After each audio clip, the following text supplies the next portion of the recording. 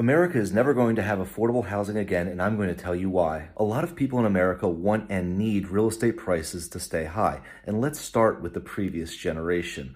A lot of people purchased their property for $50,000, and now they've seen it rise in value to $600,000 or $700,000, and that's a lot of money.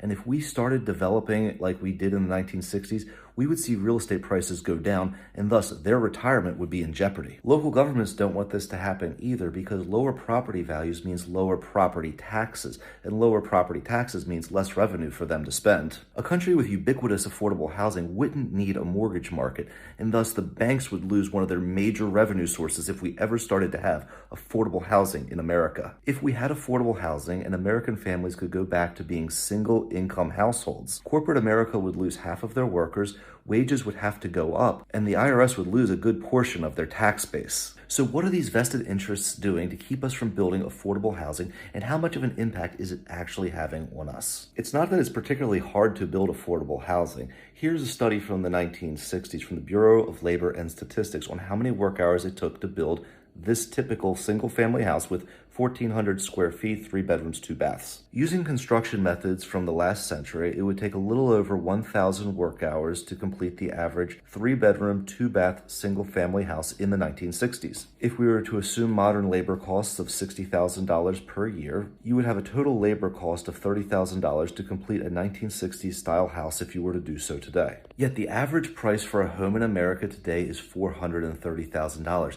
so something's not adding up. But what about the material costs? Well, the materials that we use to build houses today are cheaper and less robust than what we used in the 1960s. So maybe you're thinking that the reason houses are more expensive today is that the land costs more and we're building bigger houses than we did in the past. And you're absolutely right. But why is that? It is so hard to get approval for a buildable lot in America that when we do get these approvals, we have to put the biggest, most expensive houses on there to make the development make sense. Imagine if the government put restrictions on the number of cars that could be produced every single year. You would see car manufacturers put an emphasis on the most expensive, most profitable models and not worry about entry-level cars. And this is exactly what's happened in the American real estate market. It's why for $250,000, you can purchase an entire estate in our West African developments, but you can't even purchase a condo in most areas of America for that same $250,000. And this is going to be a big problem for business going forward, because we have an entire generation that has to put up to 40% of their income into paying for a mortgage or paying for rent, which means that our consumer base is going to have a lot less money going forward, and that's not good for anyone.